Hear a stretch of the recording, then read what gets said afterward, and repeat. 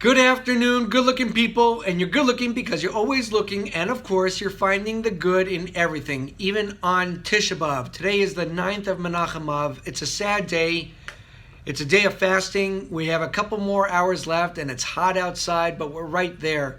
And really, with everything that's going on Tisha B'Av, really the positivity and then what we have to take out of Tisha B'Av is the opposite of what caused Tisha B'Av. That means to love a fellow Jew like we talked about yesterday, to really have a good attitude, be positive, look for the good in everything, and really try to give people the benefit of the doubt, greet people with a smile, and that really is the epitome of the opposite of Tisha B'Av and something that we all can take out of it. The Hayom Yom today is about minhagim, of what we read in the morning by Shachris and what we read in the afternoon by Mincha. Also about what the Rebbeim would read.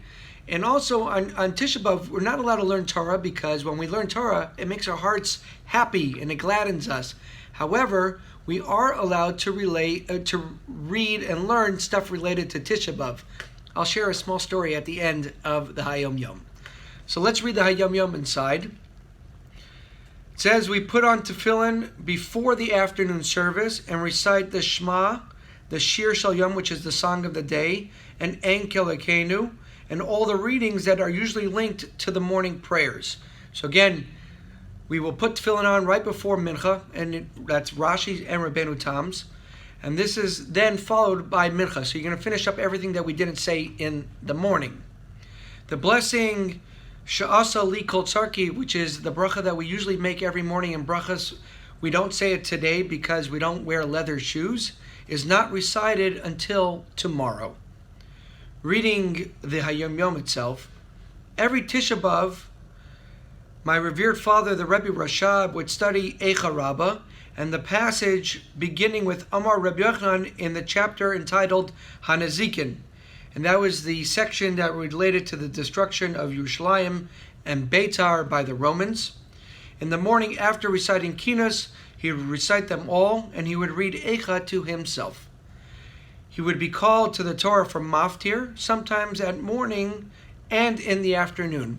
And just to stay with that note, that the Rebbe would be called for sometimes Maftir in the morning and the afternoon, that means he would have two aliyahs on one day.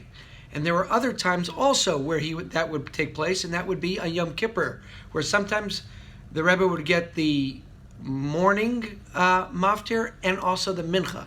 However, the difference between the two is that on Yom Kippur there's actually a seventh aliyah or a specific aliyah for maftir.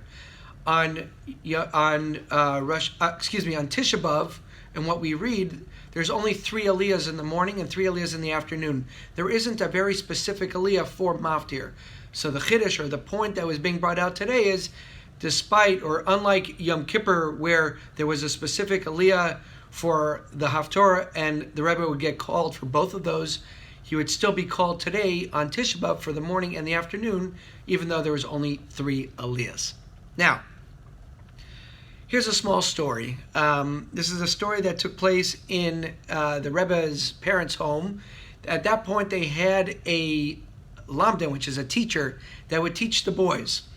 And this was a very learned teacher, and he spent the whole year really preparing and teaching the students. However, when it came to Tisha B'Av, it was a day off, and that meant that he can spend some time with himself. And it says that the Rebbe and some of his fellow students came to the room where the teacher was staying in the Rebbe's parents' house, and when they opened the door to see their teacher, they saw him on Tisha B'Av with a big Gemara, with learning, with and steiging away, and they couldn't believe it. And the Rebbe pointed out to the teacher that in the Shulchan Aruch it says today you're not allowed to learn Torah. At which point the teacher looked back at the Rebbe and the students and said, "Look, when it comes to after 120 years and I come to the world of truth, I'm probably going to get a spanking anyways. So I might as well get a spanking for learning Torah." There's a nice story that was at the back of the Hayom Yom, and again, we have to learn Torah every single day, and the point being brought out today, even though we can't learn certain things, we still have to be able to learn something else. And we are allowed to learn what's related to Tisha B'Av, and now that it's after Chatzos, we can catch up on doing the chitzas of the day. Have an easy day, an easy fast for the rest of the day, and we will talk more tomorrow. All the best.